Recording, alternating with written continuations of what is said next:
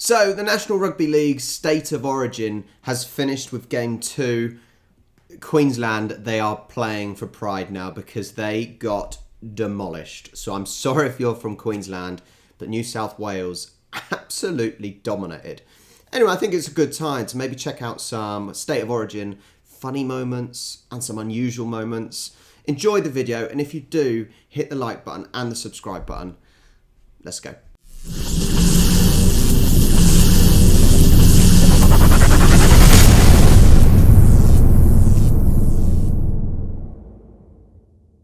State of Origin has provided us with some great moments and memories that we as fans will cherish forever. But sometimes we see things on the field that are quite different to the incredible moments we are used to seeing.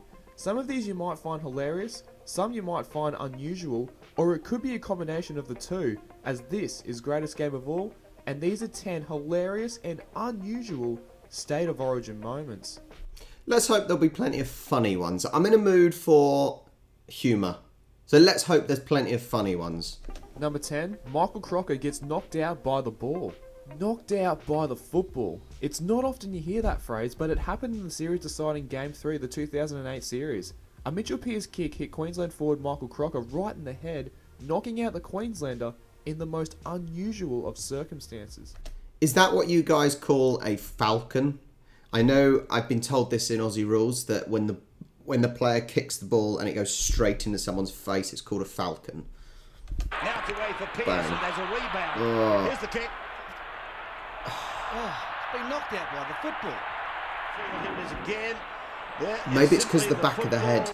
Number 9. Yeah, maybe that's because it's hitting the back of the head, but those ones are horrible, and especially when it gets them straight in the front of the face, because it's almost like when you watch the boxing and they show the replays when it's slowed down and you just see all of the face just wobble, and they always seem to show it as a highlight, slow motion as well. Just horrible to watch. 9. Cans are thrown onto the field. Game 2 of the 1988 series saw Wally Lewis running to stand up for his Queensland teammate Greg Conescu after he got into a scuffle with Phil Daly. Lewis would be sent to the sin bin for 5 minutes for the infringement, and the Lang Park crowd started throwing cans onto the field, with some of them still full, might I add. The cans are coming onto the field here. And look at this. Look at the cans coming on the field. Whoa. This is not good. Not. So to be fair, I assume there is the tribalism in this, like in soccer, football that I obviously follow, and you do think so. In soccer, basically you're not allowed to take beer into the stands, and if they give you a bottle of, say, 7-Up or Coke, they always unscrew the lid.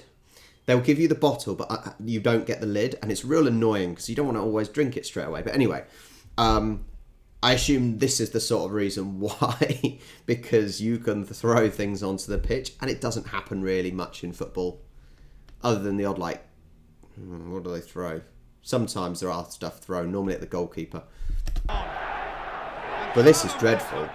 Number 8, Kirk Gidley captained New South Wales from the bench. For the first time in Origin history, New South Wales fullback Kirk Gidley was named as captain for Game 2 of the 2010 series, only to find that he would be starting from the bench. Captaining the Blues during the 2009 series and Game 1 of the 2010 series from the starting fullback position, Gidley was demoted to the bench by coach Craig Bellamy to shift Jared Hayne from wing to fullback and bring in Joel Monahan on the wing. Surely, though, someone else would become the captain. Someone who's on the pitch would become the captain. That's normally what happens. Obviously, in football, you know, if the captain is on the pitch and he gets subbed off, he will give his captain armband to someone else. Surely they would have just had a new captain on the pitch. The move sparked lots of controversy, and the Blues would go on to lose the match 34-6 and lose the series 3-0.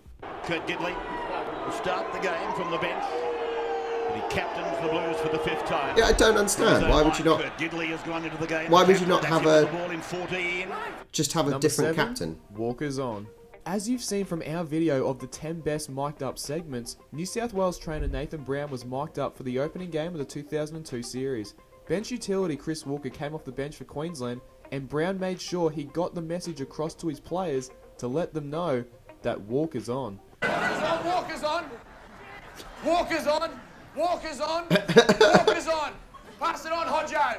Just in case you didn't know, guys, Walker is on. All right, he's on. Did you know Walker's on? Hodjo, Walker's on. Watch Walker's Walker. on, guys. Can you let them know that Walker's on the field? Yeah, I did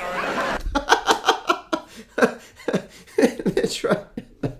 When he's literally said Walker's on about 100 times, just to make sure I assume that's the head coach. Did you, just double checking? Just double checking. Did you let him know Walker's on? Brilliant. Number 6, Marty Bella plays the ball the wrong way.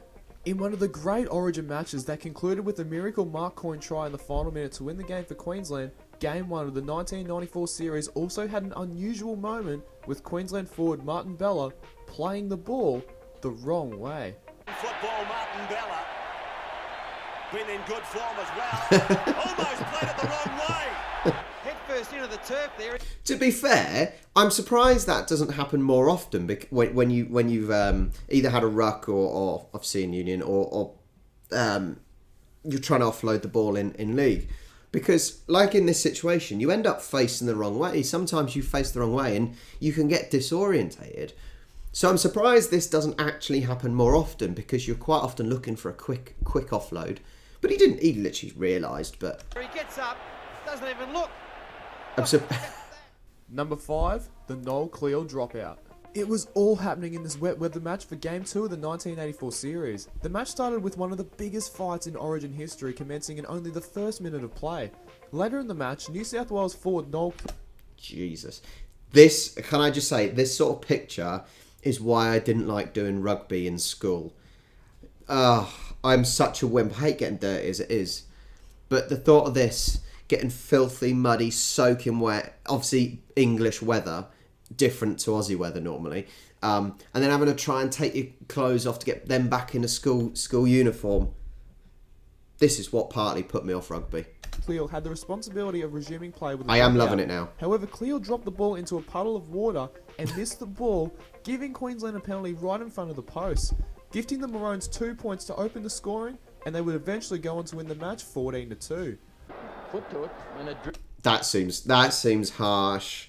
That is so harsh for the guy. drifted about Oh, a metre. So How would you feel? what can you do about that? Number 4, Peter Sterling's banner situation. At the end of the 1987 series, New South Wales and Queensland headed across to the USA to play an exhibition match, in attempt to promote the game in the States.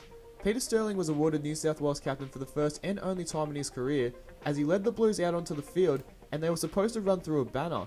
Oh, that's so American. That is so American. You see that in all the American films, all the American teen films where they've got Yankee football and whatnot, and they all run for a banner and think, oh, Jesus, it's so cringeworthy.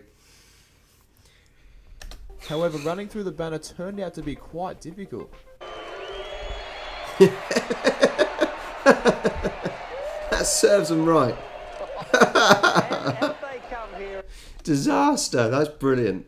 Don't try these stupid things the Americans do, or the Americans, United States people do.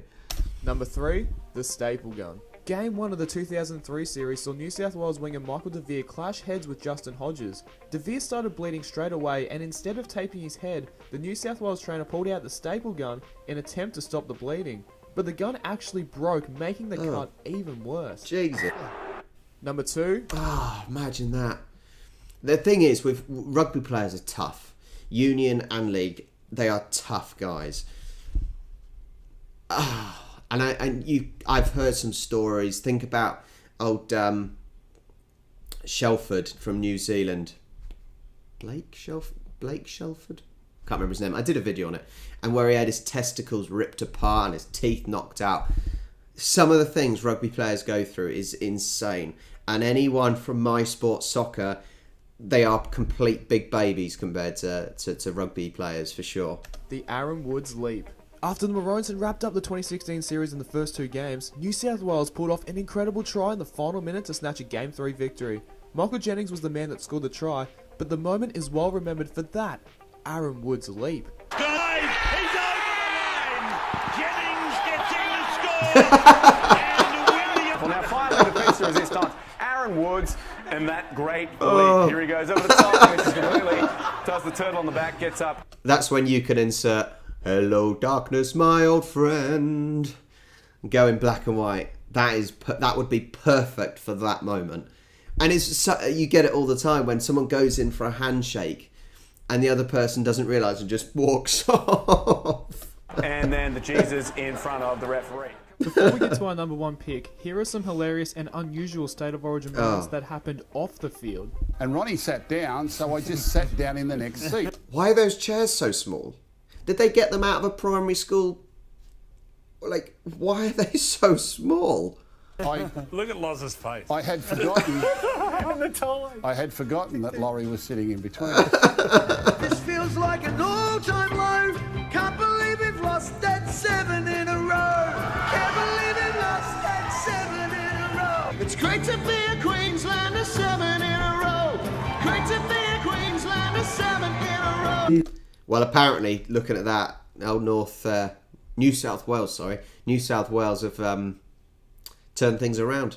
'Cause the city I live in is the city of cane toads. That well may be, but we're 8 in a row. Oh, steady on, Lockie. Calm down, Lockie. It's time for New South Wales. It's Queensland all the way. I don't ever want to feel like I did that day. Go the Blues. Go the Maroons. Laurie, how do you beat Queensland? I wouldn't have a clue, to be honest with you. Nice honesty. Number one, the streaker. The final moments of the 2013 It could at least be an attractive lady. series deciding Game 3 was bizarre and unusual to say the least. It was a massive moment in the match with Queensland hanging on to a 2-point lead with 3 minutes remaining, looking to pull off 8 straight series wins. But a streaker found himself right in the middle of the Queensland attack, and depending on which way you look at it, he may have cost Queensland an opportunity to score a try and wrap up the series, or it might have cost New South Wales the opportunity to have one last set to go the length of the field and potentially score to win the game and the series. Nevertheless, that is not pretty, is it? Not even... Surely women don't even think that's attractive. Oh, that's grim. Oh, and the steward. Look at the steward's face. Look at his face. It's more or less going into his arse. Oh, poor guy. That steward is probably scarred for life now. this is, in our opinion, the most hilarious and unusual State of Origin moment. Firstly, that is not the most unusual because you always get streakers. Yeah, you always get streakers. There were some good ones though. I hope you enjoyed a little bit of rugby today. If you did, maybe send down some more links in the comments below. Give me some more ideas. Because I'm not from Australia, I've done quite a lot of rugby league in England, but I've not done as many National Rugby League. As long as it's not direct from the National Rugby League channel, that's normally okay and I can get away with it due to copyright and all that. But yeah, let me know if you enjoyed the video. Like, subscribe, and I'll catch you next time. Just in time as the dog starts barking.